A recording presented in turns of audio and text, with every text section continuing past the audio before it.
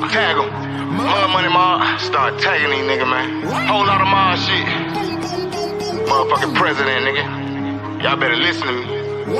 Let's get it. Cream man, 30 on me. Big bag, dirty on me. Yo ho, working on me. My niggas working, homie. Hit his ass, laser tag. 50 round drum. 100 round drum. Mop him up when the time comes. Mask on, mask off. Big dog, big boss. You broke your loss. Like a tag a nigga, yeah ho. Cream man doing numbers. I got hitters, I got runners. We gon' tag them by them commas. Yeah. 30 days straight, I've been trapping. Look what happened. Bitch, I'm acting. I know about your baby mama, she get naked. Gotta tell them to chill. The younger with me, why that action? I be in the dungeon with dragons, hot boy shit. Demons and ashes, lady baby shit. Dope boy magic. You smell the gas through the plastic. Smoking on runs, I'm trying to stop every gram in the blunt. Asking, this ain't what you want. That laser gon' make a bitch nigga freeze. He hit my line on a Wednesday, saying to play up for Thursday. He coming back on a Friday, asking why I didn't serve him. Boy, that little money ain't worth it. Me and you was a fee and the purpose. The president meaning I'm the plug. You lucky to see me in person, bitch. Hey, I done put the campaign on furlough. You know they be working shit. Ain't come for no problem, but shut up your partner. My youngin' be murking shit. Yeah, I taught him how to go get a bag, flip the shit and make it flip again. Talking about she can do better than me. I tell that bitch, handle your business then. I'm a business and a businessman. I'm the reason why you say your baby daddy got a brand new dental plan. How to knock out the middleman. Mud money, what I represent. Cause we got it out the mud, nigga. 10-17 mile with us. Face shaking, I don't fuck with you. 30 days I was quarantined in the trap setting up plays, nigga. Glizzy louder than some barber clippers. I ain't gonna shoot the fade with you. Fujiana got smoke, I'ma make a call, send a couple grave diggers. He got WAP on the line telling me to chill, but they shouldn't have played with us on God. 30 days straight, I've been trapping. Look what happened. Bitch, I'm at it. I know about your baby mama, she get nasty. Gotta tell them to chill. The younger with me, by that action. I be in the dungeon with dragons, hot boy shit. Demons and ashes, lady baby shit, dope boy magic. You smell the gas through the plastic.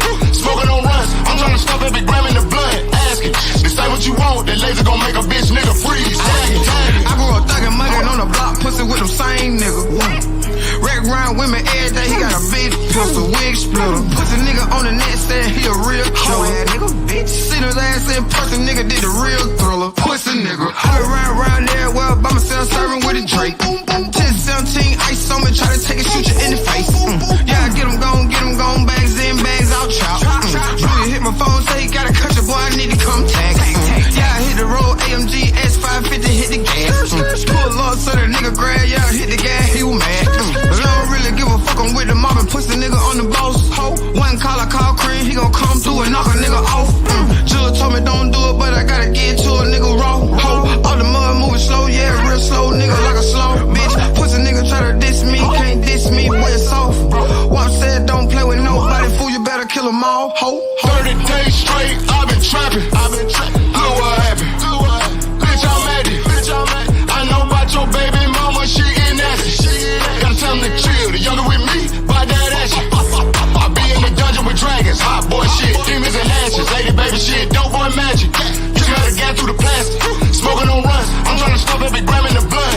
Asking, this ain't what you want. That laser gon' make a bitch nigga freeze. Tagging. Hey, listen here, little young punk. What's your name? It's a rail. Hey, man, what name? Want rap? Get some rap music. Why don't you get a job, man? Get a job, all right? You hear this down there with you? Every day that way, it feels like I can't take a break. I'm just living my life, yeah. I'm just living my life, yeah. Please don't take it personal. Will work for me when I work for you. I'm just living my life, yeah. I'm just living my life. Live my life to the fullest with no regrets. Learning from my mistakes, everyone I'm trying to perfect. Nobody is perfect, that's walking the surface. Many pretend to be, it's a cover, they hurt and listen. Many project they fears, holding back others. Trying to control your life, that's the gravy that keep you smothered. Praying that you will fail, so can't make it to where they couldn't. Gotta keep on pushing, not Google, keep their assistance, we gone. Expressing liberties, not be a stature. Always moving feet first, never ass backwards. Hard enough being black, that's just extra baggage.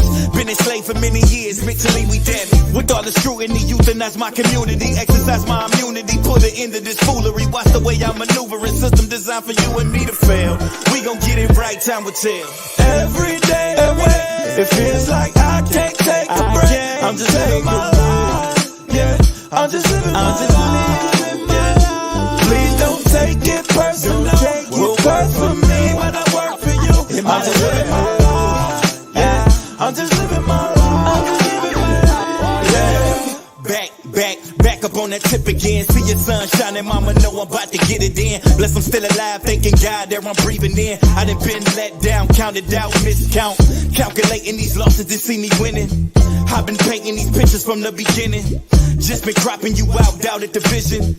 Your hate cost you the love that I was given. So judgmental, but mentally needed help. Correcting another life when yours is still in debt. But check, I respect, life isn't the best. Giving the bad hand, play the cards that you was dealt. I feel you, but for real, we could've got it together. You was just for yourself, and now I'm moving for self. In the system designed for us to fail. Will we get it together? Only time will tell. I'm out. Every day away, it feels like I can't take a break. I'm just living my life. Yeah, I'm just living my life. Yeah. Please don't take it personal. Will work for me when I work for you. I'm just living my life. Yeah, I'm just living my life. I'm just living my life. Yeah. We're gonna let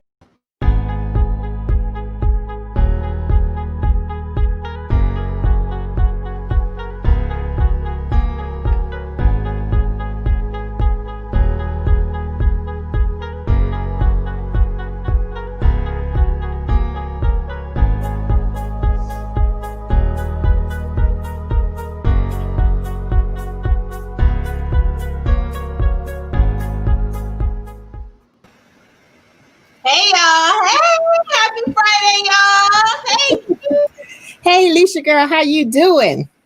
I'm all right, girl. You know, my production is at school, and I can't. It be too much light, not enough light. I can't. I just can't.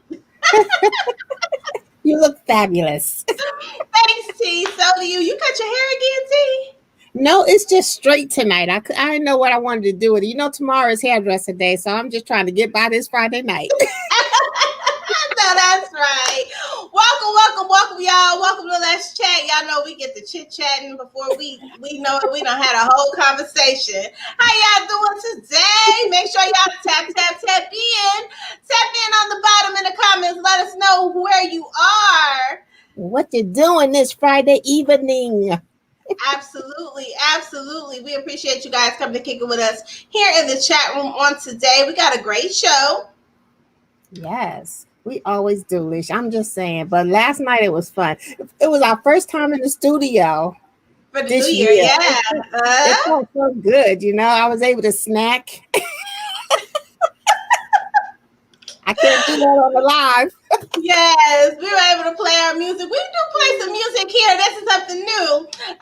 So we have a lot more music that people have sent over to us. Mm-hmm. Some exclusive that have not been out yet. So I'm excited about that. And so when they have a cover for their album, then I'll make sure I add it here. But I want to make sure, you know, that we're doing it right. Especially we have artists like Keith Robinson, EP Pope, you know, I want to make sure that when we're playing the stuff that they're sending us is right. Put out there properly. Blue Marley, you know, I was feeling that last one we were playing, Lee. Yes, they will be here. I didn't see no message, T. Child, I got so much production going on over here. It's a shame. But they will be here. I don't know if we're going to get Fujiano. See if we're trying to see if we can get Fuji all three of them. Okay. That should be fun, you know, because we usually have Blue and Cream and all those guys, but it would be nice. So, see, we got background. Is that you scratching on something? No. Can you hear me? Right. It's just me in the studio. Me in the studio.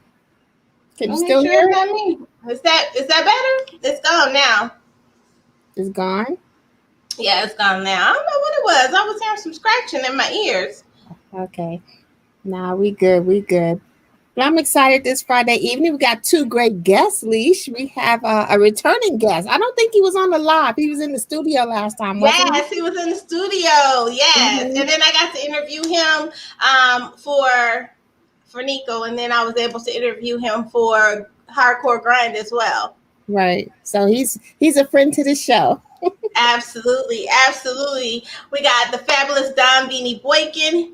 He is a celebrity stylist and author. I'm excited that he's so busy, but he's able to come and kick it with us and talk about his new book. We also have Gina Carey. Now, I just started writing actually for the Indie Post magazine, which is her magazine, but she's also a recording artist as well. So she's going to be in the chat room on today talking to us shortly. And so I'm just excited. We have a fabulous show on today. Mm-hmm. I'm excited too. But like we say, we always get up in here. We start to chatting. Last night, at least, we almost chatted the whole show before we remember what we were supposed to be doing. Hey, Edwin Case.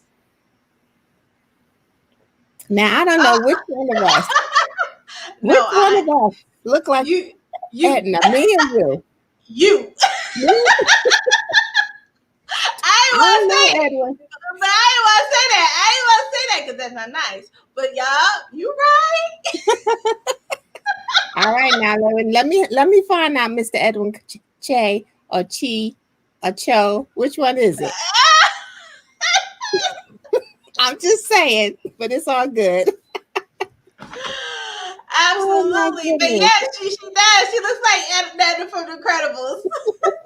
And wait. Maybe it's the flat hair. I'm sure she hasn't seen it because T does not watch TV unless she is here in Atlanta with me. That's my little secret. So let's open the show on up, T. Let's get it cracking. Absolutely. Welcome once again to Let's Chat Live. My name is Miss Edna. Miss T. And I got my girl Alicia over here.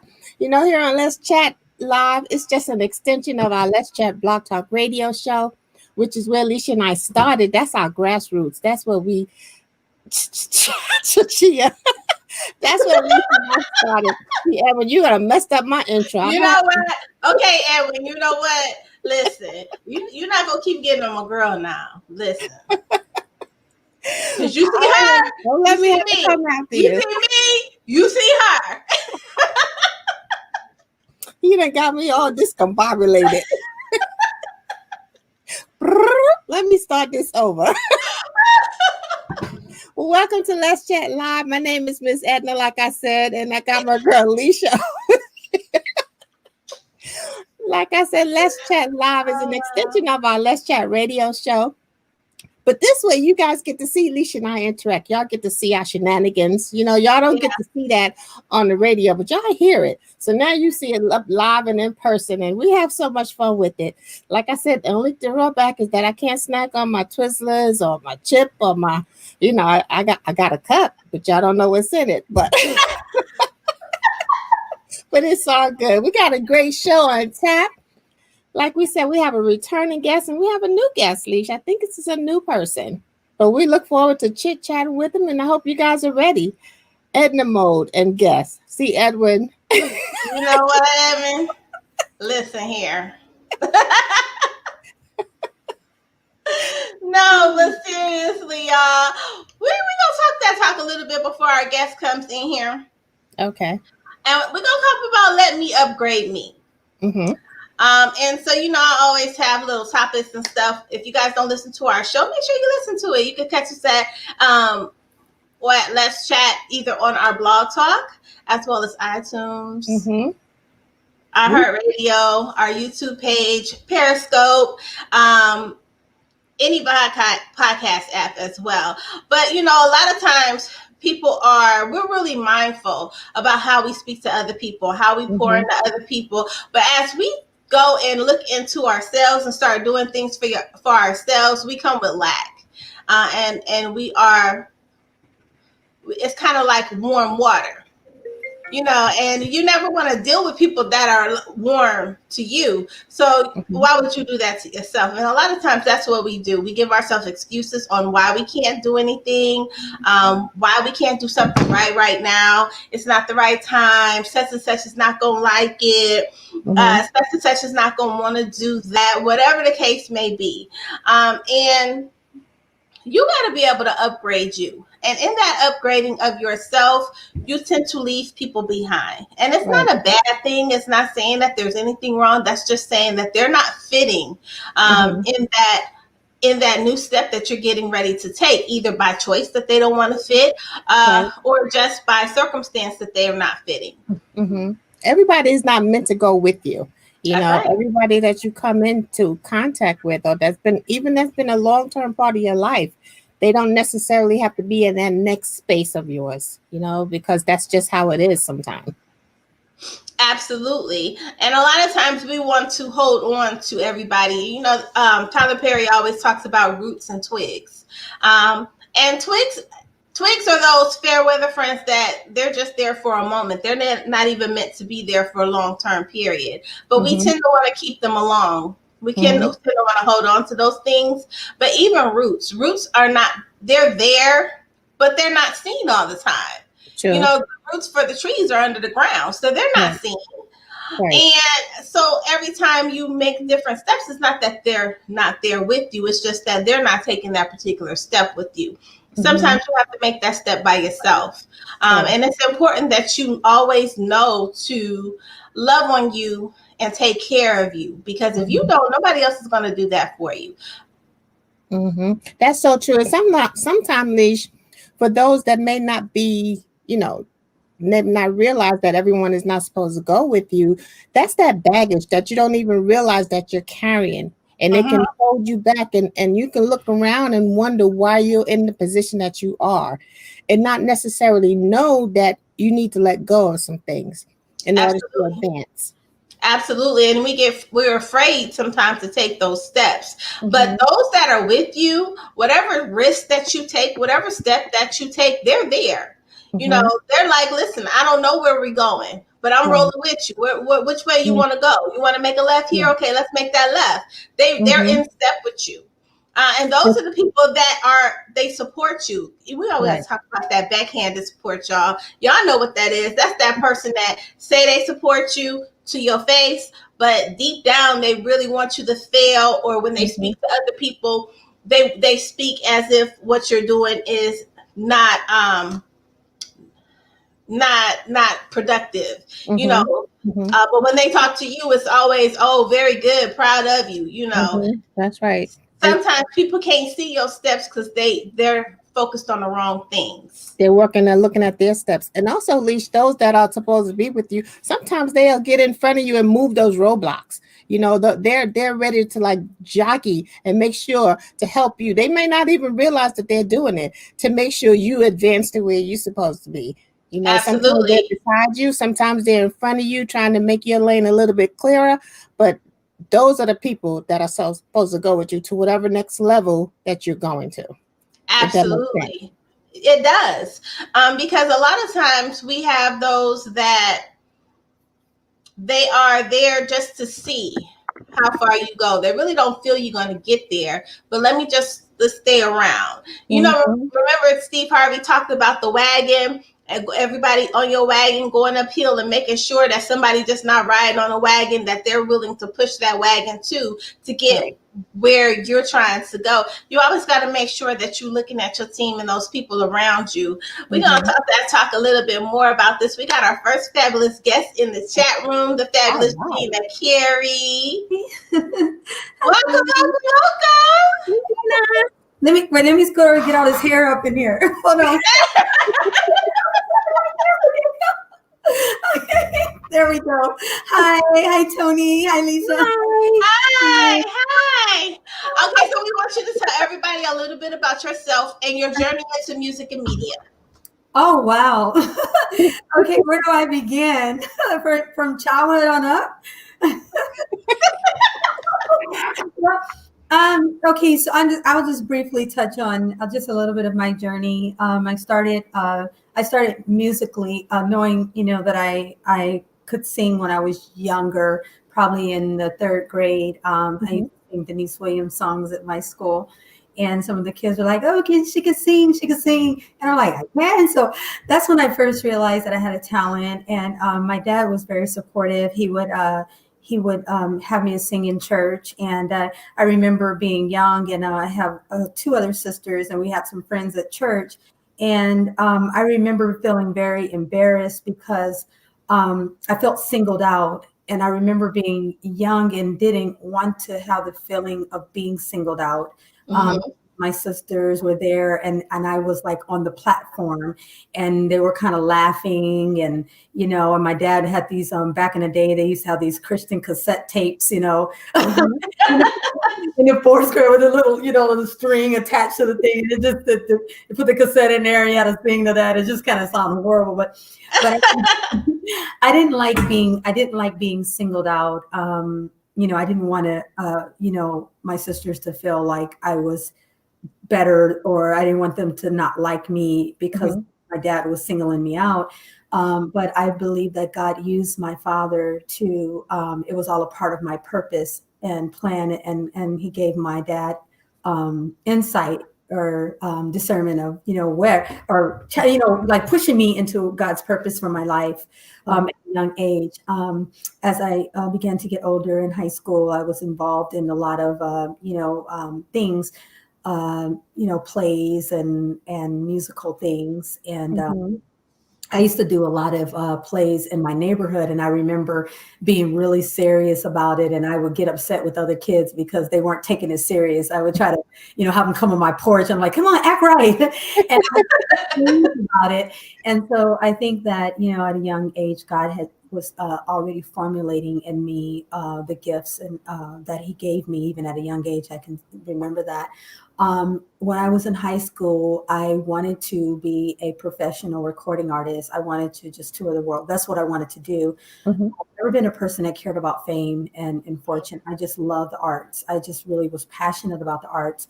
So I kind of sought after that direction in my life.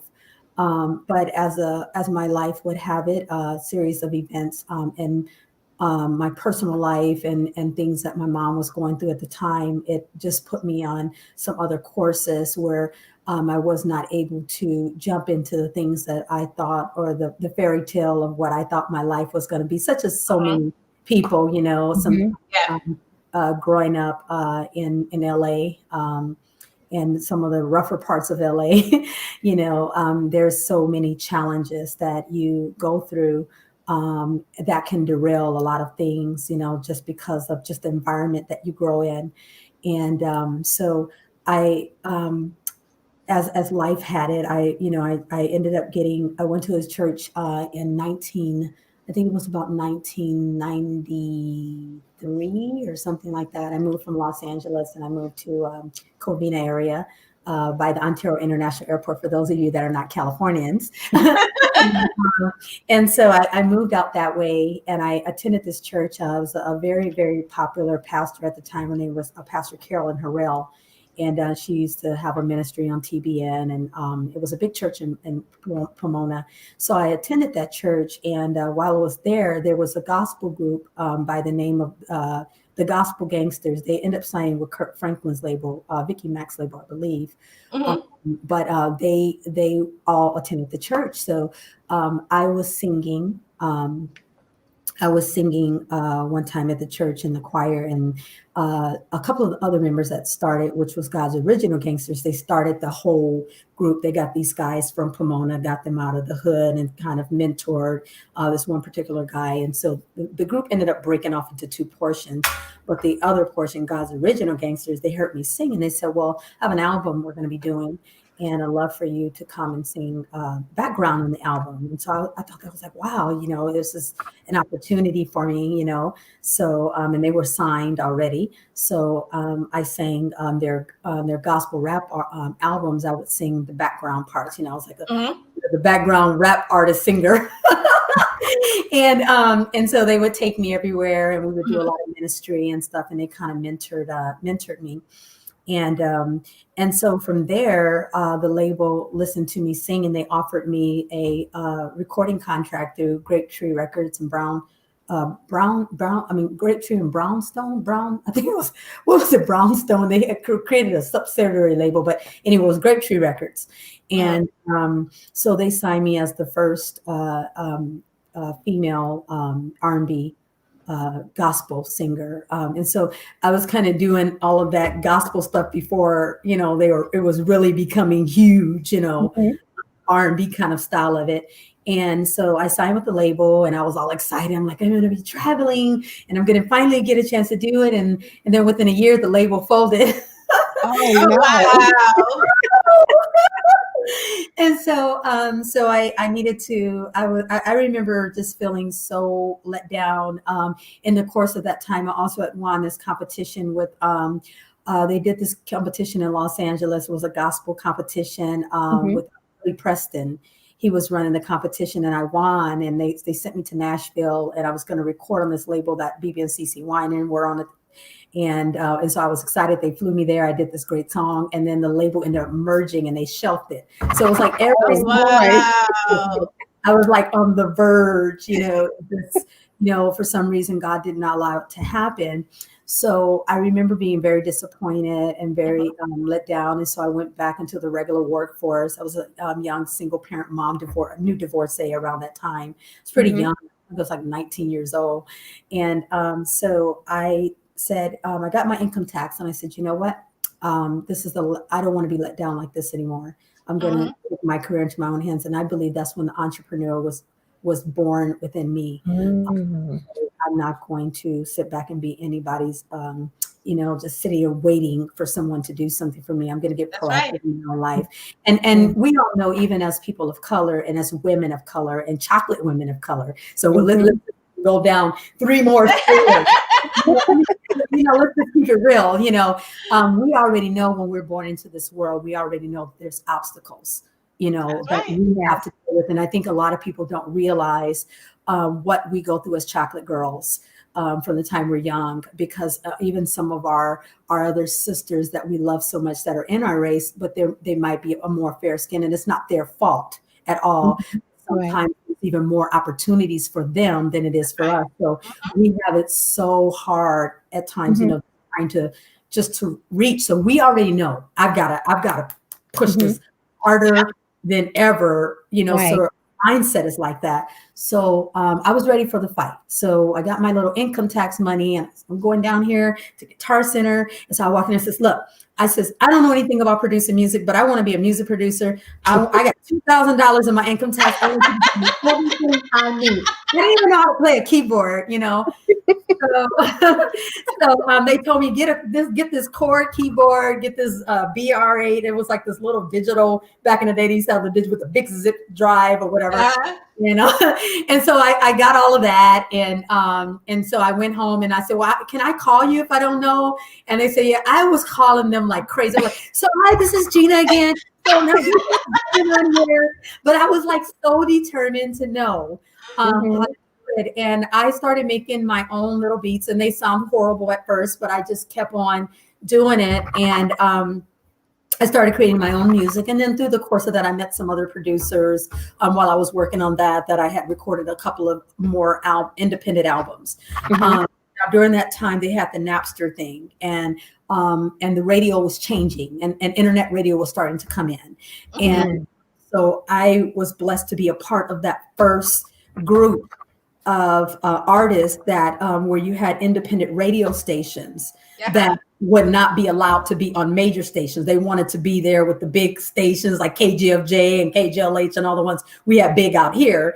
And so nobody would let them in. And then we were like in this thing where we're independent artists, but we couldn't get signed on a label and nobody would let us in. So we were like the perfect combination. So I started getting caught up into that internet, and they're like, oh, we got this internet and this is new. And I'm like, okay. So I met this lady, contacted me from the UK, and she said she was a promoter and a radio promoter. And, for a small fee, she would, distribute all your stuff to all the stations and all that. So I was like, okay, you know, at the time it was affordable. So I did that, and she submitted it to numerous stations. And I charted #1 on the UK charts. And that was like the beginning of my UK connection. So it was like the best feeling in the world of, you know, of accomplishing a goal. So I'm like, okay, well, you know, hey. So later on, as time would go, I started building my own relationships in the UK because they have a great, as we know, R&B started to change, you know, because I started off singing gospel music, but I always tell everybody I don't have a genre. I'm not an artist of a genre. I'm just an artist, singer and a writer. I'm a Christian woman who loves God. I love the Lord, but I also experience pain. I also experience relationships. I also experience love. So I write about what I experience, but I write it in a way that as a Christian woman that I don't say things that I don't feel that will glorify God in the way I say it, even if it's a song. You know what I'm saying? But I started off singing mostly gospel music, and then I started recording music that was more of things that I went through. I had went through a divorce, so I was singing about things, feeling hurt that women go through that, and then, you know, then there was love songs, and then so. You know, so I started migrating over into that. And then I learned digital production some years later and started off on Logic and doing that. And I was like, I want to learn, you know, I just want to learn all this stuff that guys say girls can't do. Right, exactly. You know, I'm going to show them. I don't need you to do it for me. I can do that myself. I'm going to learn this, you know. So I learned on Logic, and I started producing music. And then from there, probably about, I would say 5 years ago, I learned Pro Tools. I learned one. So I started using Pro Tools to produce. And so I've been a producer of my music. So how the film came in, raised my son, got him out the house, had, you know, was an empty nester, said, okay, it's time to do me. So, you know, I was in my early 40s, and I was back in 2015. And so I, you know, the music kind of start changing in the independent industry, where a lot of the major artists that were R&B artists, they weren't really promoting them as much. Like you have these like Joe and Lattimore and stuff. And so when they were like at this top, then they weren't really, you know, they didn't have labels. They started going independent. So all of the independents that were so deep into, you know, the internet radio, now these DJs are like, oh, well, we can get them now. So they kind of, I started feeling the shift, like they kind of start pushing us like, oh, we got Will Downing now. We got this, you know, like, because now they're like, you know, not on a big label, and they're more accessible. So they started like more or less pushing them and charting them, and kind of like, you know, so I said, okay. So there was definitely, I saw a need for some other things. So I said, well, you know what I'm going to do is I'm going to do something different. So I started doing plays, and I was writing plays before, but I had this one particular one at this church that I was doing, and I was attending. And right maybe about a couple of months before I was going to do that, dropped out. So I was like, okay, I'm not wired to quit. So I went home and I prayed about it. And I was like, God, what should I do? I don't want to let these people down. And I just felt in my heart, film it. I never filmed, never used a camera before. But I was like, I'm going to film it. So I went over to them and said, look, if I film this, will you guys be okay with that? And they were like, yeah, but we never. I said, don't worry about it. I'll figure it out. So I called a friend of mine at the time, and I said, you always want to act, right? She was like, yeah. And I said, I got a lead role for you. And she's like, when are you going to film? About a couple of months. She goes, well, how am I going to learn all of that? I said, don't worry about it. On your lap. just be ready. Just be ready. I got it all handled. You know, we're going to put this script on your lap, and I'm just going to record it here. I'm not going to even show it down there, you know. And so we did it, and it was like 10 people in there, and it was the worst. You guys, I'm telling you, that film was so bad. It was like, I didn't understand. I had this little DSLR Nikon camera. I could not camera in focus. I tried no. and about DSLR cameras. I hadn't gotten. I just thought, oh, you can just pick up a camera and shoot. I didn't know that it takes, that you have to understand, different things about cameras and, whatever. I didn't know that. So I filmed it, and it was like you were riding on a cruise. It was like, it was blurry, but it was a great story. But it was blurry. I invited the whole community out. I moved to Palm Springs, California. I did the theater, and I let them come in for free. It was 150 seats. 200 people showed up, you guys. Oh my God. I go in there and I'm just like 200 people. They were mad because they couldn't get in. I knew at that time, I was like, you know what? Wow, 200 people. Here I am, a little chocolate girl in Palm Springs that is not as culturally diverse as I would like to see it, with really no support. Right. God bless me where 200 people showed up. So wow. So what I did was I said, okay, I was a little humiliated, but I remember someone told me, they says, look, do you see anybody else trying to do it? I was like, no. It says, then you did it. And I said, you know what, Lord, I'm going to use this film as a blueprint to grow from. Grow. Just like when we get our mammograms, they take this blueprint the first time, and it's like, oh, you got lumps. You're like, I got lumps. So we can see how everything is, and then we can go from there. So I just went from there, and I said, I'm gonna what problems do I need to work on? I gotta figure out how to figure out this blurriness. So I worked on that, and then I needed to figure out. So I start tackling one or the other thing. I did another film, and then before I know it, the third one, I had like 60 something people in my cast. I was so scared because I was the biggest cast I'd ever had. I brought these people in. I didn't know what the heck I was doing. I don't know the lingo, the jargon. I've never been to film school. I remember driving on my way down there. It was really hot. It was like 100 and something, 6 degrees in the morning, early at 5 o'clock in the morning. Ooh. And from the outside, I didn't know what the heck I was doing. I had all these people. And I remember driving in the morning and saying, God, I am scared. I am scared. I don't know what I'm doing. They're going to laugh at me. I don't know what the heck I'm doing.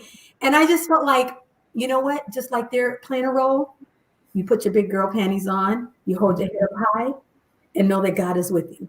That's Lord, right. That's right. And you walk in there, and your role is director and producer. All right. That's right. But they're acting will get into your character. So I got that car, girls. I stood out there. I was like, all right, everyone, let's get to work.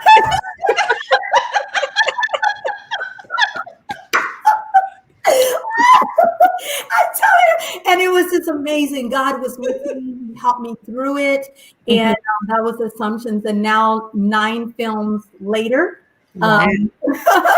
so I also felt there was a need to honor, filmmakers and actors that don't get recognition. So I started the Coachella Valley Independent Film Awards out here in the desert. And it was 3 years in running until the pandemic, and I was unable to do it for this year, but it was pretty big, and it was, the Lord had blessed me to be able to have media coverage, and it was massive, and it was just wonderful. And I would put, sponsor these out of my pocket. I would get awards and trophies, and we have a big dinner and have entertainment. So it was really, really nice. So up to where we are now. The year before last, God had blessed me to be able to start a new company where it's called Gina Universal Media. And I was, I've been kind of doing the same thing, and I don't like to be stagnant. I don't like to go around in circles doing the same thing. And I believe that life should be progressive, and that every year that all of us should be doing something new. It doesn't need to be massive, but you need to add one more brick to your house, Right. And so when I always think about what's the new brick, this is where I felt that the Lord was leading me to do.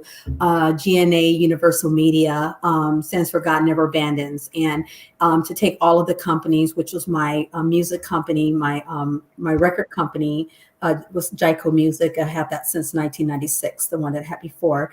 And then Gina Carey Films, my film company, and then the awards show, which is the Coachella Valley Independent Film Awards. And then I launched my own radio station, Indie Soul Radio. I wanted to do a television network. So I launched that, which was in Indie Me TV. And then the Indie Pulse magazine. So that way I can have media to cover my own stories. I can have a radio station to play my own music. You better create your own lane. My own movies and a television network to create my own television shows and talk shows and things like that. So now I have every single aspect covered where I'm not depending on someone to hold my future and say, well, when I get and ready to put you out there, oh, you can't say Jesus in your films, or you can't put this person on, write a story about this person. You do the stories that we say you do. Right, or, exactly. Or this is the way you have to set this up, or this is the way you have to do it. It's like, no, this is going to be ran the way God tells me to run it. And I'm going to do it with integrity. I'm going to do it with love. I'm going to do it to help somebody. I'm going to use these gifts that God gives me to be a blessing to someone on this earth. That's right. So, and nobody can tell me nothing. The only person I'm getting, advice from is the Lord. So God, what should I do? Thank you so much. He's the boss. I know. So that's, in a nutshell, it's a long story, but just wanted to kind of tell you how I got to where I am right now. So obviously COVID has presented a few challenges, but I'm determined to not allow it to stop me. In the course of that, I've had some personal health challenges, but still in the course of that, I am determined to fulfill God's purpose in my life, because there are people out there that need to hear the gospel through film. They need to be encouraged and see the Indie Pulse magazine. It's not predominantly, it's multicultural. I'm not racist. I'll put anybody. It doesn't matter what your race is. Anybody can have a story. Right. But by me being a Black woman and understanding that we don't get the opportunities to grace the front of a magazine cover, you seldom see it, unless it's a Black magazine. Right. Even on Oprah Winfrey magazines, you just see her face. You don't even get to see anybody. Nobody gets that cover. Oprah, listen, be happy. I'm happy for her achievements, but it's like what I'm saying is so narrow. It narrow the amount of magazines that really come out to show positive Black images. Right. That's right. We're always being presented as, prostitutes and pimps and no good and doing wrong. Right. And I said, you know what? I want to be able to present, our people doing great things. That's right. And to be able to shine the light and reward, people that are really positive in our community, not rewarding stuff that is not reward worthy. We see that. Right. You got people that are, shaking their booty and twerking and stuff, and they give them an award. It's like, well, to me, you are noteworthy when you're a positive role model for our younger generation. Those are the images that I try to portray. I want young people to say, wow, let me see when I present people on film, they're clothed, there's no sex, there's no profanity in my films. We're talking about the Lord. I want them to see good, positive role models and see you can be in this, and you don't have to strip down in order to be an actor. You can be on the front cover because you're positive, and you're a positive Black role model in our communities all over the world. So anyway, I've said so much, but that's my history. So I'll leave it to you guys to, where you want to go. But I just wanted to give a brief from what you said. Tell me about, where your background and all that. So that's where I'm at for right now. Listen, we love it. We love when our guests are able to just talk and have us experience them. Because that's part of your brand. Whether it's music, whether it's books, your brand is the eye candy. You are the eye candy. You are the walking billboard. So when people don't know you, they have to experience you. And when they experience you, they're experiencing your brand through you. So we love it. We love it. We love being able to listen to and hear people's experiences. We love the passion that people have for the things that they are interested in. And you are so awesome. Now, you're awesome, and you're awesome too, Tony. Thank you. I want to know how you guys got Tony's camera is the bomb. She just got this Shekinah glory glow all over. I'm looking at the hue in the back. It's got a little bit of green hue in it, but it's like a perfect balance. I want that camera. We got to talk, girl. I need a camera. I need a better girl. Your camera is awesome. Yes. Yes. I'm like, all right. Camera. And I love your little hairstyle, Miss Lisa. You guys are both so cute. We got them sisters up in here doing our thing. Yeah. Yes, we be working hard. We be working hard. Now, what's been some of the hardest parts that you've had to overcome through your journey? Through everything that I've been through. Mm-hmm. I would say I think some of the hardest parts that I've had to experience is doing things and having to do it alone. Yeah. I think that when you're a person, because I know that God has given me the gift of acceleration and multitasking and vision and ambition. That's and right. I think that a lot of there are a lot of people that have that same thing, but unfortunately I haven't met too many people in my journey, I'll put it that way, that have that same fire that I have. That's right. And I think that it could be a very lonely walk, because when you are very ambitious and goal oriented, and I guess a negative or a positive is I could be considered a workaholic. Maybe I am. Yeah, I am. You know ourselves by now. All right. I think that I'm so purpose driven, and I have such an eagle eye. When I get onto something, I don't get off of it. And so when sometimes it's like if somebody says, oh, and they see something I'm doing and they see that that's a great idea and they want to be a part of it, they're not always a part of it too long. Because I think that I set my standard very high, as from what I've been told. I set it really high, the bar high. And I think that some people they're going to either absolutely love me or they're going to absolutely hate me. That's okay. That's so true. I'm just being honest, because I don't lower my bar when I'm in my mode, because there's so many different things that are in my brain, all the things that I'm doing at one time. And I like excellence. I don't like, I just think that as a lot of times, generally as Black people, sometimes we have this stigma of not following through, or being ghetto in the things that we do, or presenting a very ghetto presentation. And because of that, it's like I don't want to be a stereotype, and I don't want us as a race to be that. I feel that the marching that was done on our behalf with our parents and our grandparents and what they had to go through, they wanted to see us be better and do better. So and especially this little girl coming out of, Central LA, Inglewood area. Technically, I'm not supposed to be doing what I'm doing. Technically, I'm not supposed to be speaking in the way that I'm speaking. But I want to break all those barriers, because I don't want to be a statistic. I don't want to be what they say. I want to show people that think that, oh, Black people are like this. I want to show them we're not. But in order show that, we have to rise above that.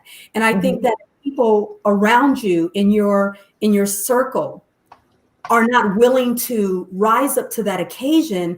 For me, I'm not going to lower it, so it's not going to work. So I've had the conclusion that I've just had to say, you're not going to, I appreciate you wanting to be a part, but this is not going to work. Or I'll just say, okay, you want to do this? And they say, yeah. I say, okay, this is what I need you to do, and this and that. And next minute, it's like they're like, yeah, in the beginning. And next minute, yeah, did you get this? Oh, no, I didn't get that. Hello, I've been calling you. Did you? Hello. Uh-huh. They start the balloon, just start inflating, and then they just, it's just too much. I can't, do it. It's just too much. And so, when I'm trying to do it, if they're kind of like in my way, so to speak, I can get like, okay, very direct. This is what I want, whatever, and I'm not trying to be mean. I'm just very focused because I'm trying to reach a goal. And so I think I take a little offense to people who are not taking it seriously when they said they want to do it. But, so I find myself working alone a lot. Listen, you're not the only one. It's okay. But you know something, Gina?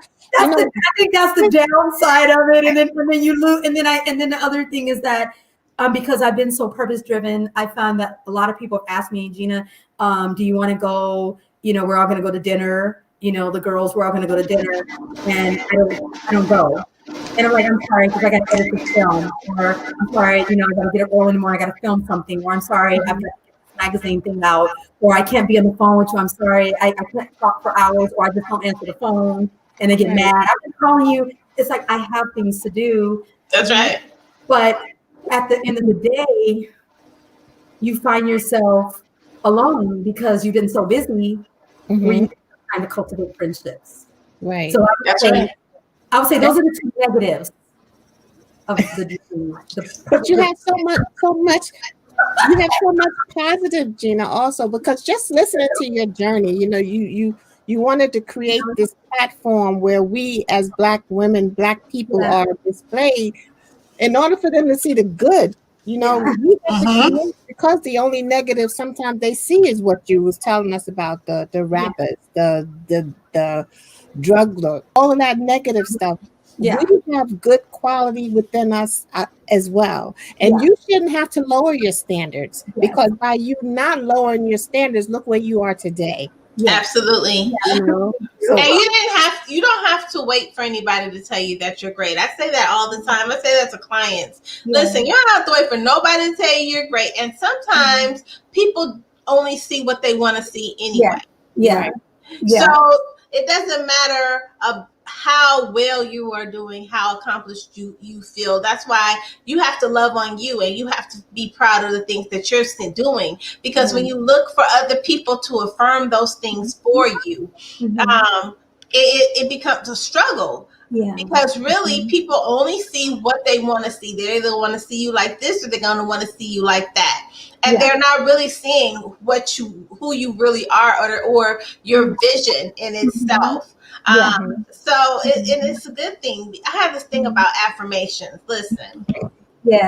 If you gotta affirm me every 5 minutes, I really think there's something wrong with that. Because are you trying to convince me, or are you trying to convince yourself? Because I already know what it is. I don't need you to affirm me. I have affirmed myself already. Thank you. But I think we're in such a society where people they need other people to be those things for them. And so you don't need that. I don't need you to be this for me, because why? I can do it for myself.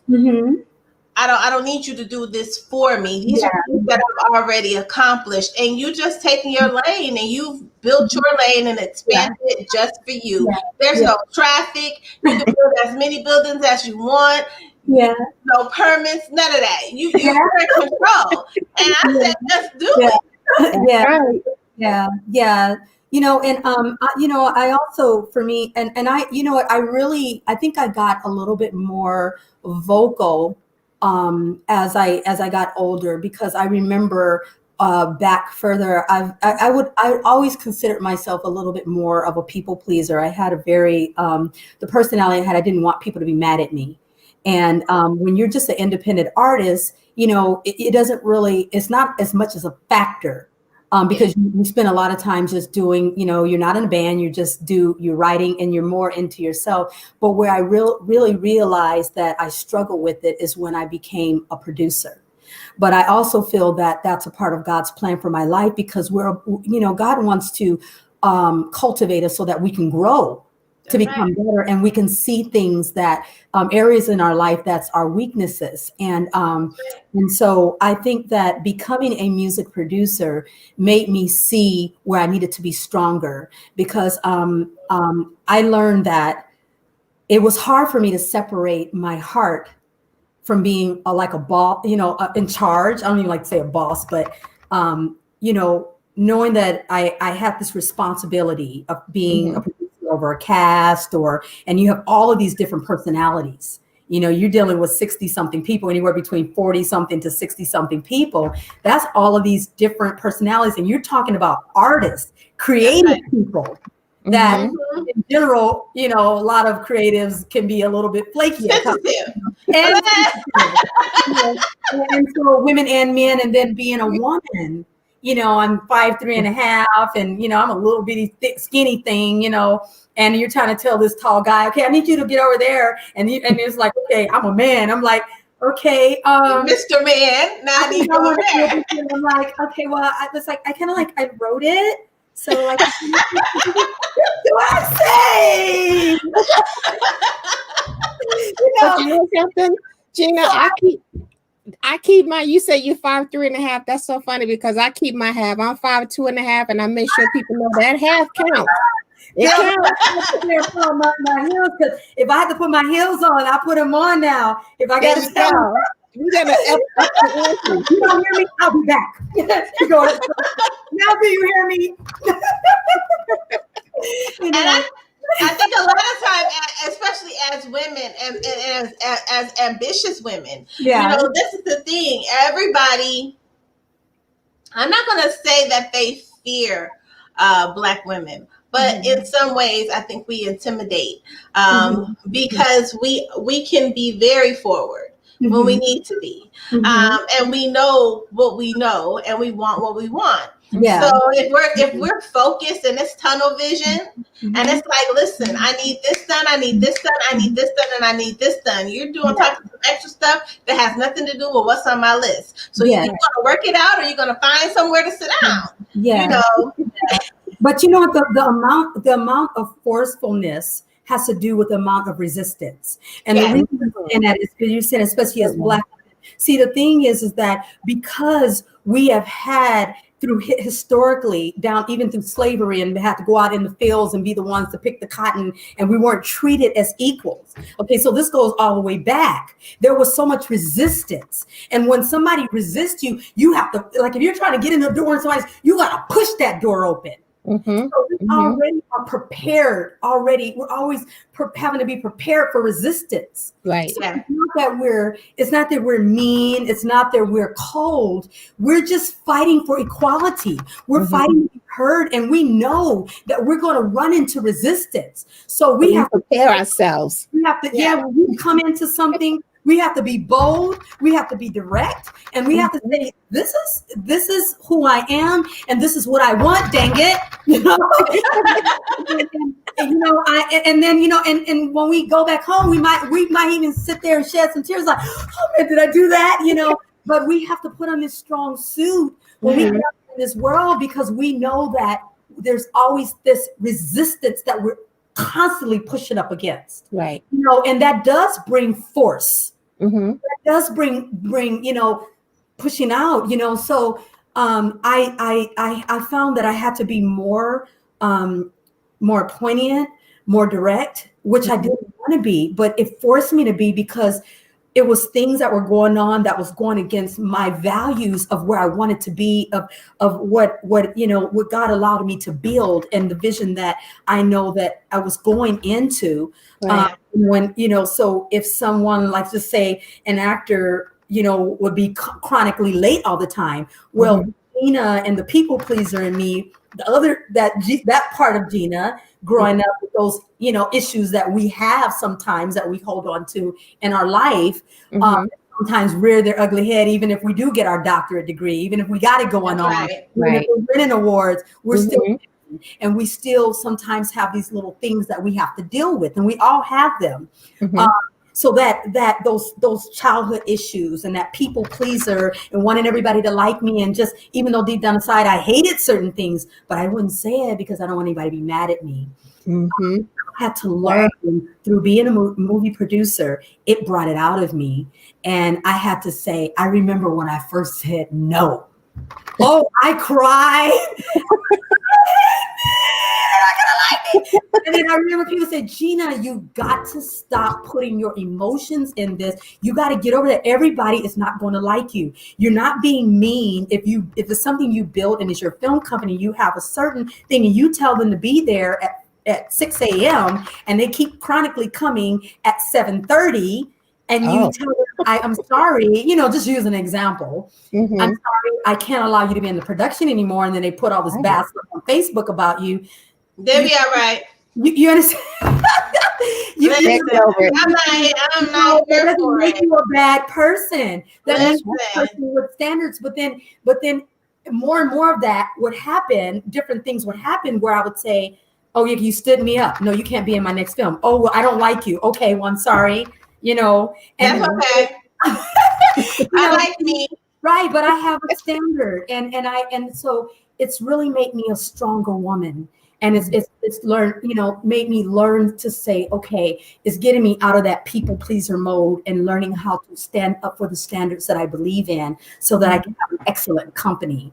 And so those who want to be excellent come along, but then those who don't, then I'm sorry. I love you and take you on this journey with me.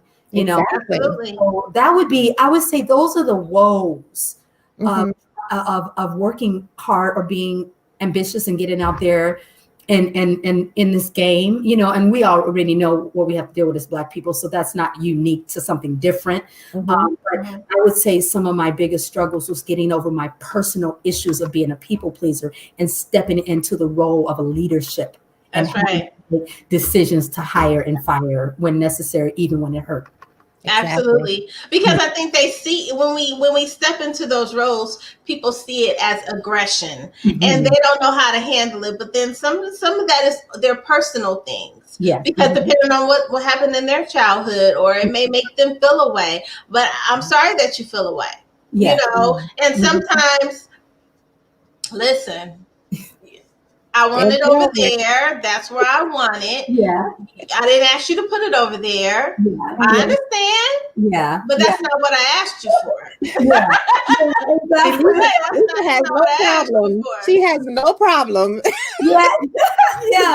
Yeah. I mean, even as chocolate girls, they always looked at us. I remember they used to say, "Oh, that Black girl, that she can beat you up." And it's like, look, I don't even fight. That's stereotyping. Aren't you? Stereotype. I'm just saying, they put this thing on us, so automatically they're going to think you're going to come over and try to control them or try to beat them up or try to be mean. Or if they see our chocolate skin, oh, there's some chocolate Black girls over there. Oh, I know they just brought one of those into the company. Oh, they're gonna be mean. They're gonna start fights with everybody just because we're chocolate and we got kinky hair. But it's not. And it's not that. Say hi. It's not just that. It's that. We are natural leaders. Yeah. Like, we are empresses. We are natural leaders. And that aggression, people can't handle that. And they don't know how to take it in, especially some men. Don't send me no inboxes, please. I'm letting you know. But they feel away but that has nothing to do with me. Yeah. Everything that you need on the inside of you, if you don't have it, if you're looking for other people to be that thing for you to make you feel strong, if you don't have that confidence, if you don't have that power inside of you, see, a Black woman, we can walk into it because that's what we have. So when we walk into it, watch out. Now we in this thing. Lisa, let me see how you walk into it, girl. Let me see how you walk into it. You go. Tony, how you I'm in it. I'm in it already. I'm in it. I'm in it. Listen. And I know that my vision is very big. I have a lot of things that I want to do. And so sometimes my aggression may offend people. And I'm sorry that you're offended. However, I want it over there. I had to tell you 4 times. Clearly, you didn't get it the first time. And sometimes I don't want to have to tell you what to do. Listen, you see the paper over there, it need to be over there, just put it over there. Why do I have to stop and tell you what to do? Now you're feeling okay. That's your fault. She can't get started, Gina. She on her boss horse. I love her. I don't feel bad now. No, you shouldn't. Sometimes I can be a mess. You in the right company tonight. Yes, sometimes I can be a mess sometimes, but it's all in love, and I say it with love, and I mean love behind that aggression. It's love behind there, but when I'm giving it to you, sometimes it's straight up no chaser. That's all right, girl. Do your thing. I ain't mad at you. Absolutely. Now, Gina, we always like to do something fun here on Let's Chat. We appreciate you coming to spend your time with us, your space and your energy. T is going to give you a fun question. It's always a fun question we ask. She's so sweet. So, Gina, thank you so much for joining Alicia and I. Please, you got to come back. This is your home. I will. You want to get something off your chest? This is girl time. Come on, we'll make it happen. Absolutely. My fun question to you is because you are like such a burst of energy. You know, you had the journey that you've been on, the challenges that you've met, but you're having a girls' night. Yes. You know, you're having a girls' night. And I want you to tell us 4 powerful, sassy girls that you would invite to this girls' night, and we want to know why. And what dead or alive they bringing. Dead or alive. Dead or alive. Oh, wow. Okay, let's see. Oh, boy. Oh, man. I'm trying to think. Sassy girls. Who would I say is powerful girls? Powerful girls. Mm-hmm. Or should I say women? Yeah. Powerful women. Oh man, that's a hard one. I'm gonna say these women. I'm gonna just say these women because these are some of the women that I feel that were I looked at them growing up and I really wanted to aspire something in them that I liked about them. Mm-hmm. So one of them would be Lena Horne. Ooh. Lena Horne was spicy. Yes. That's a good one. Even though she was a fair-skinned Black woman, she was like, I'm a Black woman. She didn't take the I'm better than you card. She was in there right with us. Mm-hmm. And I liked her class. Yes. I remember, sometimes people don't know what they do for you. When you're watching them as a little girl, I would look at, women like Lena Horne and I would say, man, she's so classy. Mm-hmm. And then I would see these other ladies that would be out in the hood, they're screaming across the room and cussing all in the street and on drugs and hair all over their head like, oh, no, I don't want to be that. And I would just look at the women like that and Nancy Wilson, and I love their class, and I was like, when I grow up, I want to be like that. I want to have that type of class. I want to be able to speak in a way that's classy, act in a way that's classy, but I like their sass and their spice. You know what I'm saying? Sass and spice. Can't say I'm not doing that. Sass and spice, but so I would say definitely Lena Horne. I liked the strength of Nina Simone. I loved her strength. Ooh, another good one.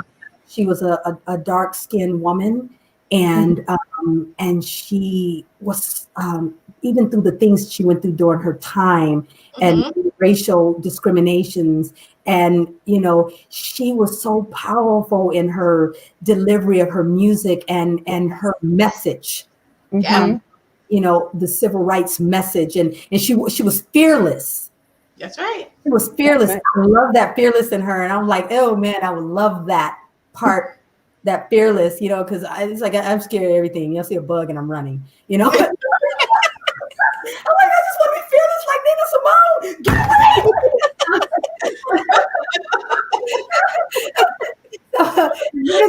here right now, she'll kill this bug. No, so I like the class of Lena Horne, and I like the fearlessness and the revolutionness of Nina Simone.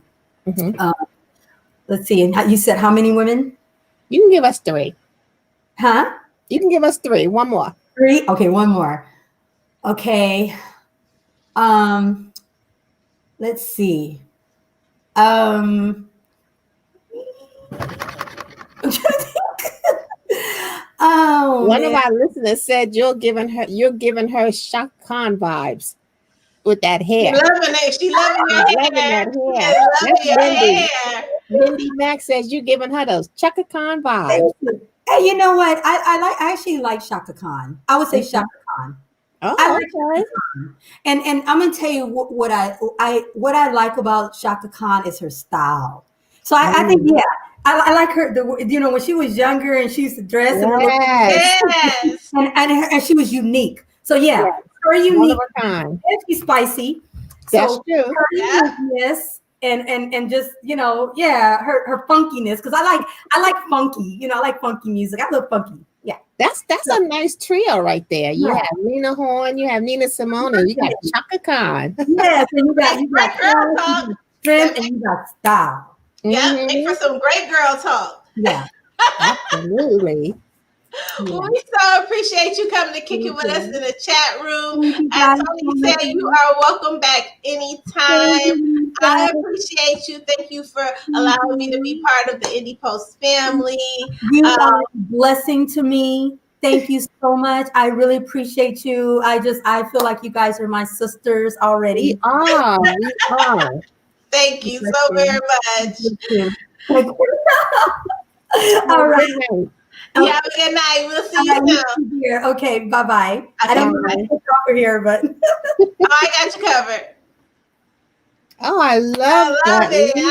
I love her energy. Like her energy is just everything. A bundle of energy. A bundle of energy. Absolutely. I love it. Hey, y'all. Hey, thank y'all for tuning in on today with Let's Chat.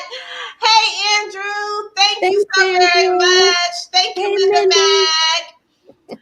Y'all, we are waiting for our next guest, Donvinnie Boykin, to come and kick it with us in the chat room. So we were talking that talk earlier about upgrading. Let me upgrade me. A lot of times, we don't upgrade ourselves. We think that selfishness is something wrong with that. You being selfish or evolution, evolving you. I like when Gina said you got to do something for yourself every year, something new. You got to add a brick, and that's absolutely right. You have to. And then those that can't handle that, listen. Those that want to stay, let them stay, and those that want to go, let them go. Gina touched on that. It was ironic that was our topic tonight, and she may not even have been aware of it, but she touched upon people not necessarily going with you on that journey, upgrading yourself.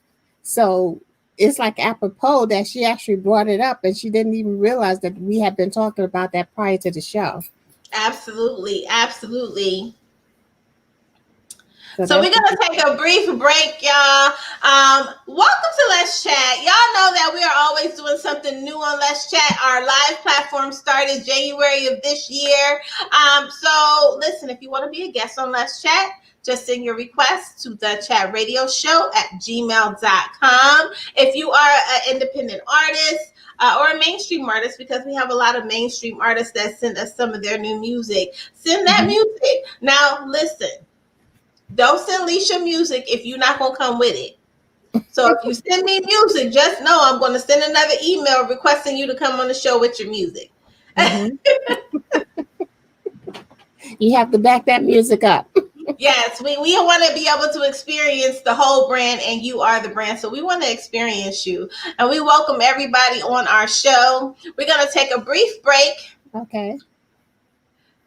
We'll be right back. And we will be right back.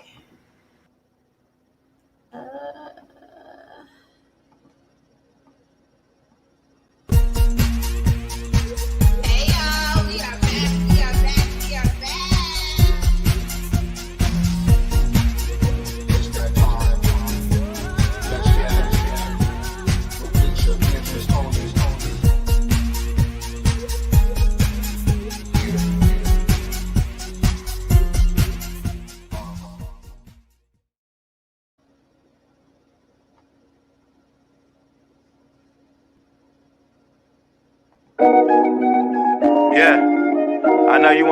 right, you know. You want a real one? I got you. I ain't tryna change you, but it's a lot that you done been through. Can't trust nobody hard to love, I ain't the mother dude. I know you heard it out before, but let me show you. They done took you out the game, I'm here to coach you. Yeah, baby girl, know I'm on it. This love ain't tainted, I can tell that you want it. Tomorrow ain't promise, we just living in the moment. Never really want for talking, more action in my walk. Say you want a real one, who gon' treat you like a queen? Leave you up when you're down, give you everything you need. You want a real one? Cash out, no check, never put his hands on you. I would treat you with respect, you want a real one? Yeah, shorty want a real one. Say you want a real one. Yeah, shorty want a real one. Say you want a real one. You done upgraded like Beyonce. Actions speak louder than words. That's Beyonce. I ain't your past nigga, I'm nothing like your ex. I'm gon' put you in the spotlight before I try to flex. Share my life, let you in my space. Fly home with your boy, guarantee you safe. Bills paid, no worries, show you I'm invested. I take the money, make it flip, teach you about investment. Check this, as real as it gets. When I said no, I mean it, cause you feel that. Yeah, we ain't gotta talk about it, we can walk around it. Never cheat, loyalty, done before the sign of facts. That's the only thing I know, I ain't got nothing to hide. I'm an open book for show. You know it hard to believe when your life is filled with lies, but your mama didn't lie. Grass green on the side, Yeah, I ain't none of them dudes from before.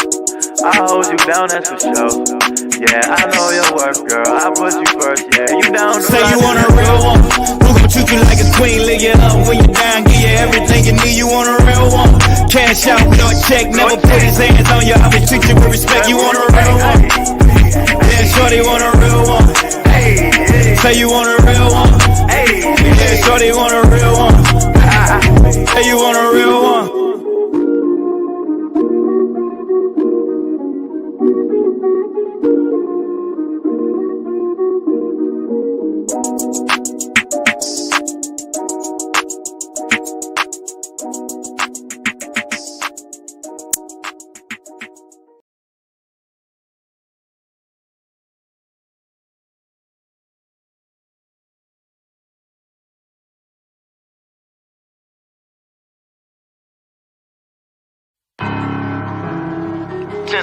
Mark, tag him. Mud money, Mark. Start tagging these nigga, man. Whole lot of Mark shit. Motherfucking president, nigga. Y'all better listen to me. Let's get it. Green man, 30 on me. Big bag, dirty on me. Yo ho, working on me. My niggas, murking, homie. Hit his ass, laser tag. 50 round drum. 100 round drum. Mop him up when the time comes. Mask on, mask off. Big dog, big boss. You broke your loss. Like a tiger nigga, yeah ho. Green man doing numbers. I got hitters, I got runners. We gon' tag them by them commas. Yeah. 30 days straight, I've been trapping. Look what happened. Bitch, I'm acting. I know about your baby mama, she get naked. Gotta tell them to chill. Younger with me, why that action? I be in the dungeon with dragons, hot boy shit. Demons and ashes, say the baby shit. Dope boy magic. You smell the gas through the plastic. Smoking on runs, I'm trying to stuff every gram in the blunt. Asking, this ain't what you want. That laser gon' make a bitch nigga freeze. He hit my line on a Wednesday, saying to play up for Thursday. He coming back on a Friday, asking why I didn't serve him. Boy, that little money ain't worth it. Me and you was the fee and the purpose. The president, meaning I'm the plug. You lucky to see me in person, bitch. Hey, had to put the campaign on furlough. You know they be working shit. Ain't come for no problem, but shut up your partner. My youngin' be murking shit. Yeah, I taught him how to go get a bag, flip the shit and make it flip again. Talking about she can do better than me. I tell that bitch, handle your business then. I'm a business and a businessman. I'm the reason why you say your baby daddy got a brand new dental plan. All the knocked out the middleman. Mud money, what I represent. Cause we got it out the mud, nigga. 10-17 mile with us. Face shaking, I don't fuck with you. 30 days I was quarantined in the trap, setting up plays, nigga. Glizzy louder than some barber clippers. I ain't gonna shoot the fade with you. Fujiana got smoke, I'ma make a call, send a couple grave diggers. He got WAP on the line telling me to chill, but they shouldn't play with us on God. 30 days straight, I've been trapping. Look what happened. Bitch, I'm at it. I know about your baby mama, she getting nasty. Gotta tell them to chill. The younger with me, by that action. I be in the dungeon with dragons, hot boy shit, demons and ashes, lady baby shit, dope boy magic. You smell the gas through the plastic, smoking on runs. I'm trying to stuff every gram in the blood. Asking, this ain't what you want. That laser gon' make a bitch nigga freeze. I grew up thuggin', muggin' on the block, pussy with them same niggas. Wreck round women every day, he got a big he a real killer. Nigga, bitch. Seen his ass in person, nigga did the real thriller. Pussy nigga. I around there, well, by myself serving with a Drake. 10-17, ice on me, try to take a shoot you in the face. Yeah, get him gone, bags in, bags out, chop. Julia hit my phone, say he got a country boy, I need to come tag. Yeah, I hit the road, AMG S550, hit the gas. Pull up, so the nigga grab, yeah, hit the gas, he was mad. But I don't really give a fuck, I'm with the mob and pussy nigga on the boss. Ho, one call, I call Cream, he gon' come through and knock a nigga off. Jill told me don't do it, but I gotta get to a nigga raw. Ho, all the mud moving slow, yeah, real slow, nigga like a slow bitch. Pussy nigga try to diss me, can't diss me, boy, it's soft. Wop said don't play with nobody, fool, you better kill them all. Ho, 30 days straight, I've been trapping. Look what happened. Bitch, I'm at it. I know about your baby mama, she in nasty. Gotta tell them to chill. The younger with me, buy that action. I be in the dungeon with dragons, hot boy shit, demons and ashes, lady baby shit, dope boy magic. You gotta get through the plastic, smoking on runs. I'm trying to stuff every gram in the blood. Asking, they say what you want, that laser gon' make a bitch nigga freeze. Tag it. Smoking on runs, I'm trying to stuff every gram in the blood. Asking, they say what you want, that laser gon' make a bitch nigga freeze. Tag it.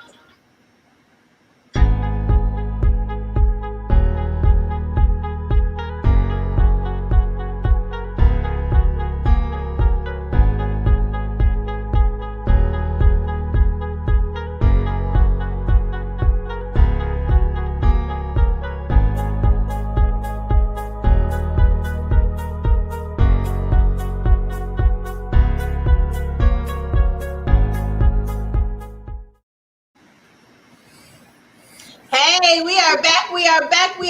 Welcome to Let's Chat. I'm Miss Leisha. You know I got my right hand, and most of the time she is my left, the fabulous Miss Tony. Y'all, we had a great talk with Gina, Carey. If you guys missed the interview, no worries. Just head over to our archives or over to our YouTube page, or you can watch our replays on Ebony TV. That's right. You can catch us anywhere. The ladies of Let's Chat are available wherever you go. We're right there with you. Absolutely. We have our next fabulous guest. All right. Celebrity stylist Donvinnie Boykin. Welcome. Hey, Hello, Donvinnie. ladies. How are you all doing? Welcome We are back. good. It's glad to be back. I'm so excited. Like, you ladies are awesome. Now you got some thank stuff you. going on, but for all of those that have not experienced Donvinnie and your style, your grace, just your energy, tell everybody just a little bit about your journey into fashion and becoming an author. Okay.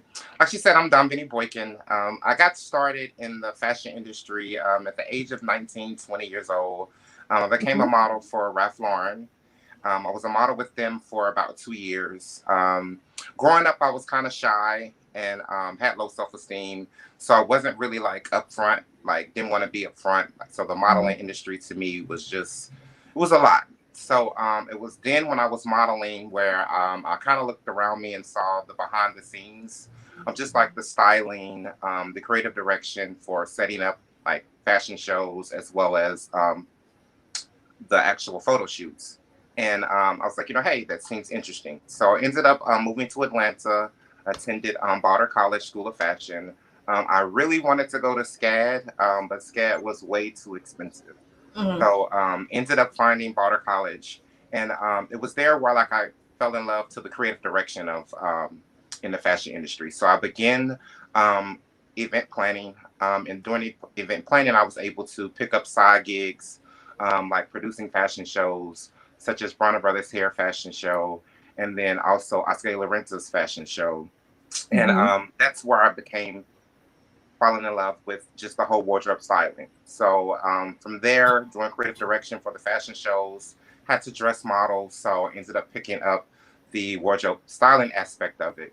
And then on a major production scale, like a Bronner Brothers show, they have television, that's premiered everywhere with cameras and everything like that. So again, I was looking at the behind the scenes. I was like, hey, I want to get in film and television.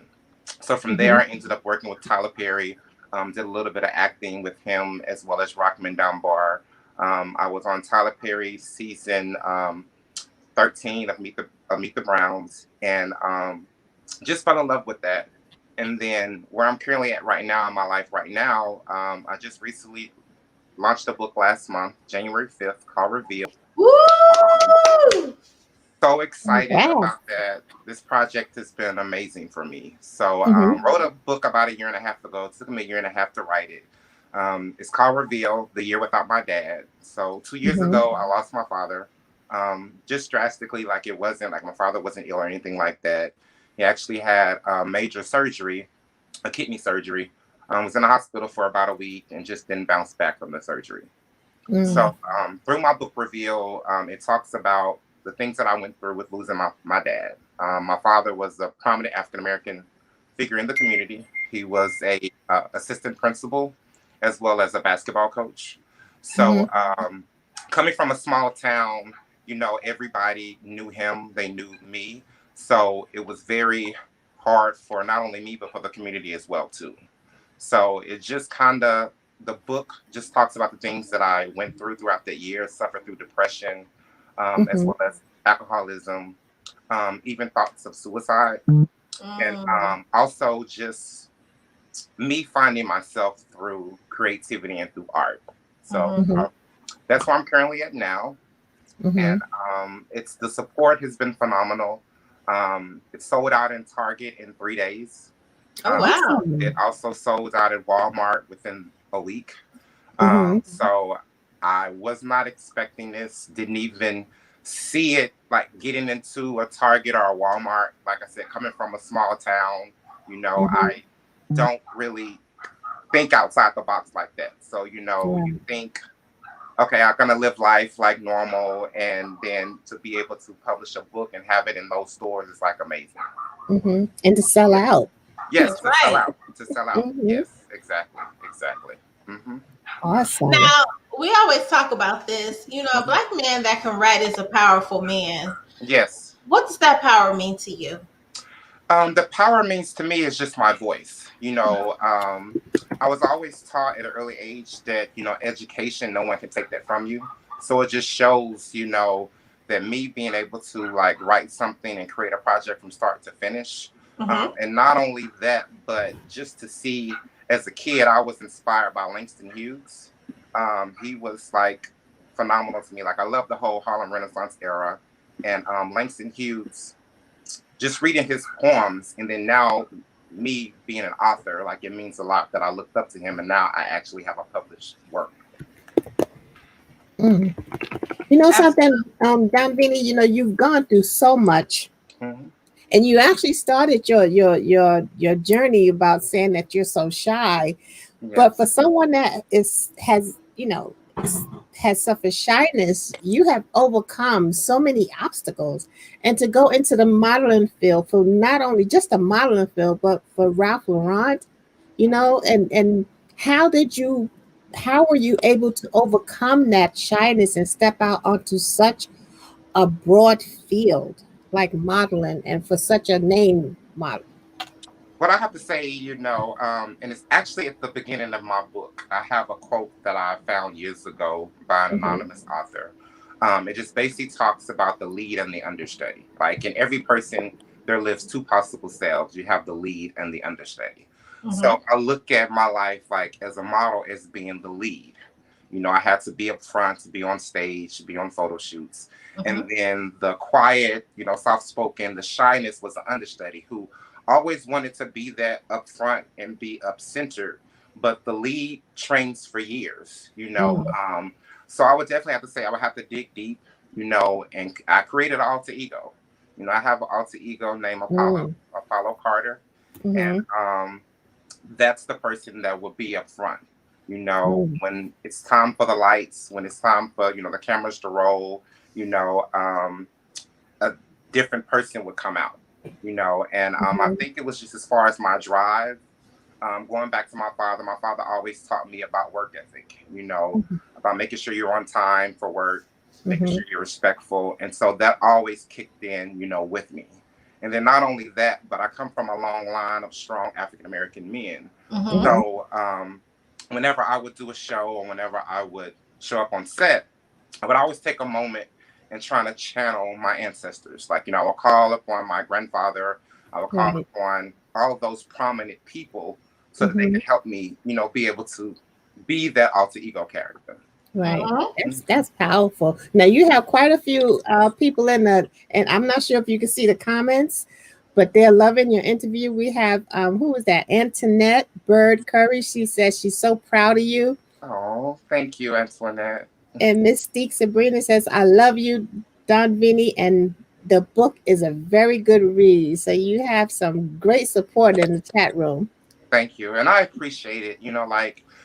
Never thought that this day would come to where I would be an author, like I said, and I started this journey for selfish reasons, and that reason was for myself, for going through something traumatic in my life. Like, I just wanted to get all my emotions out, wasn't planning on writing a book. And then after it's out, people are reading it and I'm getting comments saying, I actually just lost my mom, I just lost an uncle, your book actually helped me get through my healing process. So I guess my intentions, were through God, and it came to be the best. Absolutely. Now, outside of being a celebrity stylist and being an author, you actually were recently on a reality show that's coming. Tell us a little bit about that. Yes, well, as much as you can. Yes, we're actually currently filming now. It's going to be coming out this summer. It's called Entrepreneurs of Atlanta. So it's an amazing show with an amazing group of individuals. Like I said, we're all entrepreneurs here in Atlanta. The great thing about it, with a group of entrepreneurs comes business ventures. So you're going to see a lot when it comes to us working together. There's drama, just like every reality show there is, but just the amazing people that I was able to meet through this project, I'm so thankful for. So just look out, for us Entrepreneurs of Atlanta. This is the first season. So, how the first is, like we make the stamp, the trademark. And it's something different for me. Reality is something different. A lot of people know me as being a private person. But I am myself, signed up to do a greater cause, to be able to inspire and motivate, push the other entrepreneurs on the show as well, too. We have our battles, we have our tough times, but overall, the show shows you what a true entrepreneur is, what they go through. We have a variety of different entrepreneurs on the show. So I'm excited about this project. Right. But then, what type of challenges did you encounter? You have such a diverse journey and background, and now you're stepping into the reality TV realm. What type of challenges did you encounter? The type of challenges I've encountered just throughout my career is just the support. And you guys probably know from coming from our culture, African Americans, we're kind of like crabs in a bucket. When you see someone climbing up to success, someone out there getting that bag, you get jealousy, you get hatred. You do lose a lot of people along the way. And I would just say that would be the only challenge that I've had. And then also just staying motivated. Being a creative person, that's a lot of energy, so it is those days where, I don't want to talk to people on the phone, or I don't want to be around people because I have to recharge and refuel.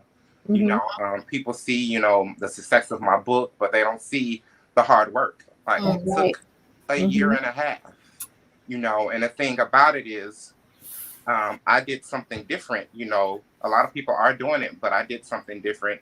I self-published it myself. I did the editing myself. Even from the graphics, to the front and the back was done by me. I started a company, Anchor Entertainment Groups, in 2009, which basically is a production company. I'm going to be relaunching it, and you guys get the first. You'll actually get a time frame. I'm going to be relaunching Anchor Entertainment Groups in 2 weeks. Oh, wow. Okay. Congrats. Thank you. And what that entails is it's a production, marketing, and PR agency.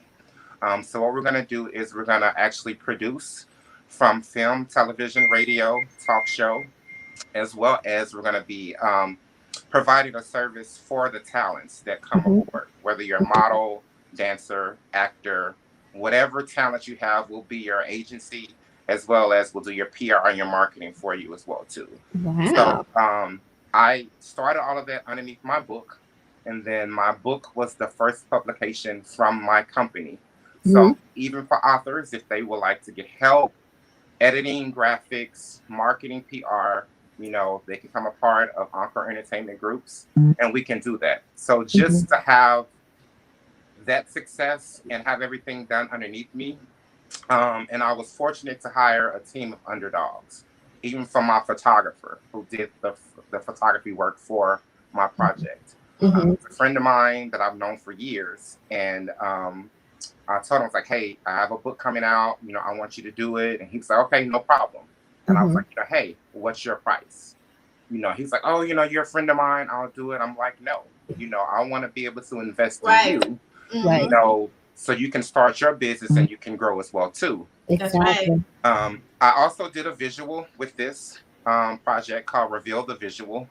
You can find it on YouTube underneath my name. The visual, I didn't want to do an audio book because I thought that was like typical for everybody to do. So I wanted people to actually experience the pain, hear the hurt through a visual art form aspect, which is my visual. So I hired a videographer as well too.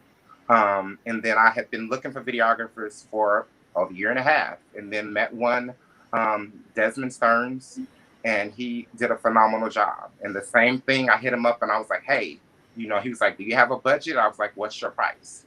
I didn't want to come in this with saying, hey, I'm a friend of yours, or you can cut me a deal. I wanted to be able to give back and support not only him, but our culture and our community. So I'm very proud of that. And then just luckily to have that support, just basically created this project, and it's my company at the end of the day. So I'm excited about that. Absolutely. But you gonna do that Audible, yes. Right? Yes. Okay. Yeah. All right. That's another stream of income. Surprise too that goes along with that, but you'll see hopefully real soon. I love it. Now, how do you hold your integrity in such a tainted industry?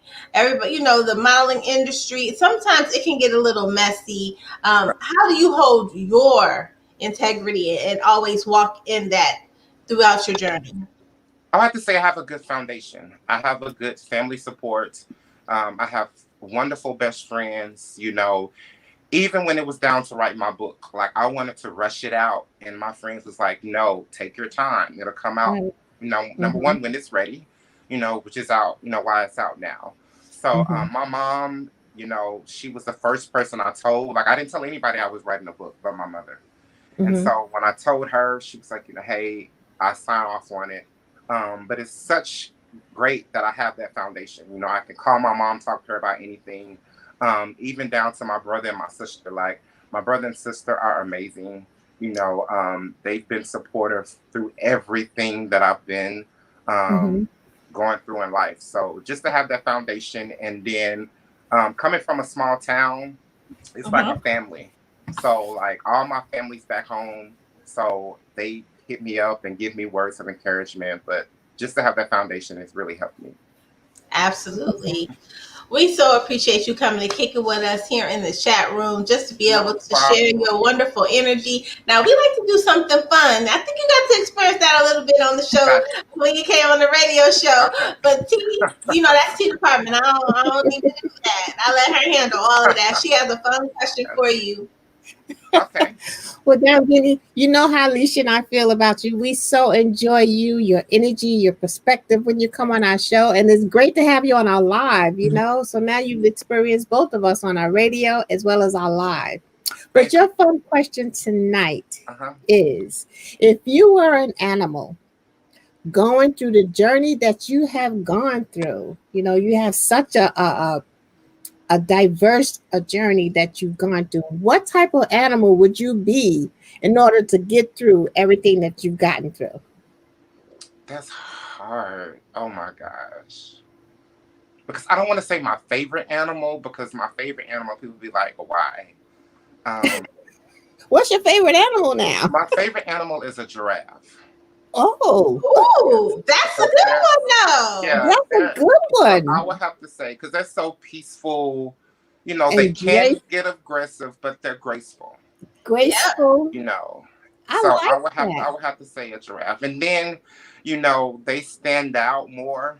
That's true. And then nobody really wants to mess with them because they're so tall. That's true You too. know, so yeah, so I like I would that, say Donvinnie. that. Leash, I think this is the first giraffe we had. It's the first giraffe we had. I love it. I love it. Okay, I got one little question because Okay. You're doing a photo shoot. Mm-hmm. Dead or alive, what models would you have in it and why? Oh wow. I would have to say Tyra Banks. Okay. Because I love her energy and just how she can communicate with her eyes. She doesn't have to really do much. And just like her journey, and that's the crazy thing about it, is I've modeled my career after her secretly. Now she's a businesswoman, she has a production company, she has a book out, so I definitely have always looked up to Tyra, and I would love to work with Tyra and shoot with her. And it's coming because I've worked with people close to her.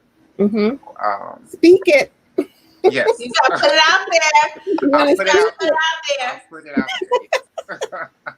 Absolutely. Well, Donvinnie, you are getting so much love in the chat room. I don't know if you see, we're flashing the comments on the bottom. I think some of these are your castmates too. Shout out to Deborah. Yes. And Juan, they are holding you down. Yes, they are. Yes. Tanisha. They are amazing. Like I told you, I can't wait for you guys to see Entrepreneurs of Atlanta.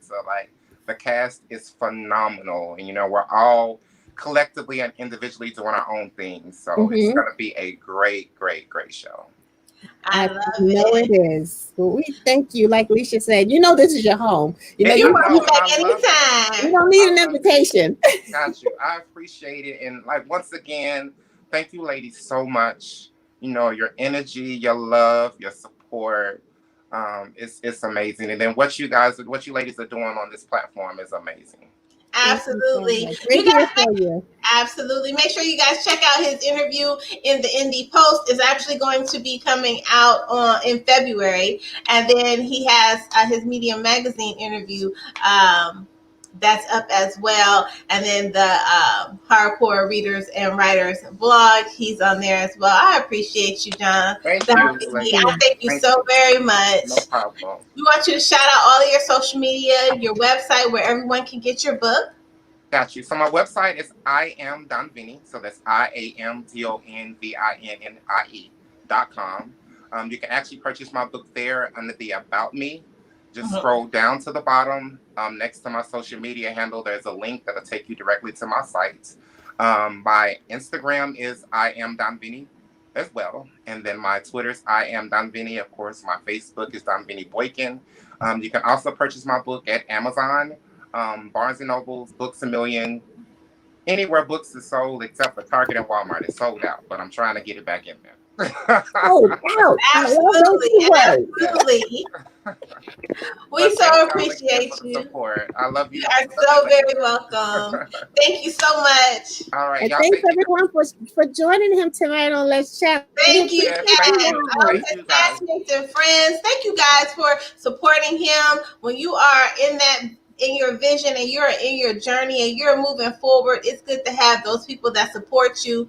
They're not really questioning what direction you're going in. You want to go to the left, they right behind you. All right, we turning right here. And he needs those. He needs those people around him. So we appreciate you guys for really, really, really supporting his journey. And we support your journey too.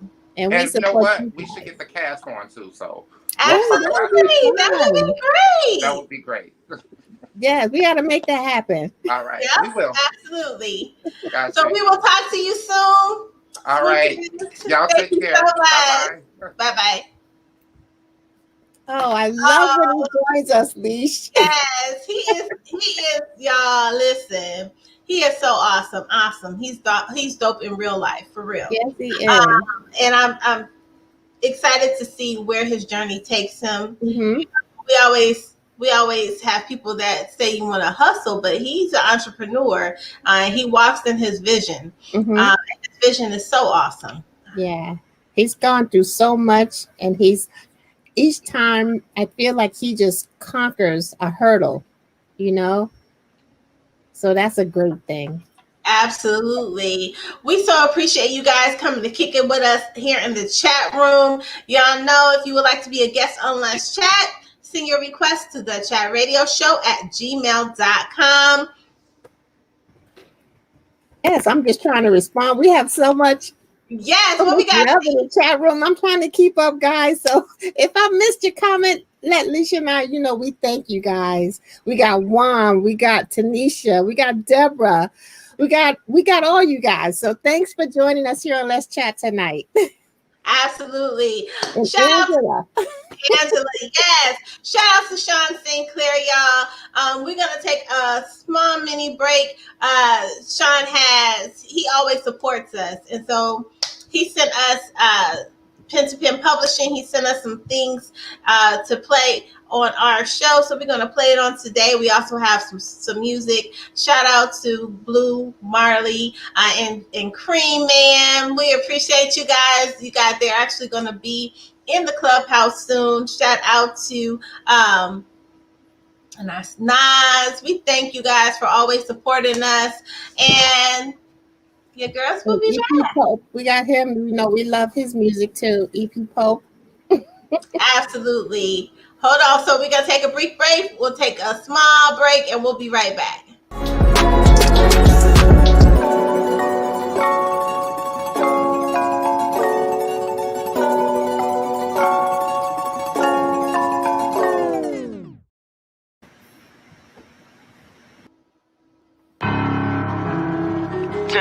Mark, tag them. Mud money, Mark. Start tagging these niggas, man. Whole lot of Mark shit. Motherfucking president, nigga. Y'all better listen to me. Let's get it. Cream Man, 30 on me. Big bag, dirty on me. Yo ho, working on me. My niggas working, homie. Hit his ass, laser tag. 50 round drum. 100 round drum. Mop him up when the time comes. Mask on, mask off. Big dog, big boss. You broke your loss. Like a tag a nigga, yeah ho. Cream Man doing numbers. I got hitters, I got runners. We gon' tag them by them commas. 30 days straight, I've been trapping. Look what happened. Bitch, I'm acting. I know about your baby mama, she get nasty. Gotta tell them to chill. The younger with me, why that action?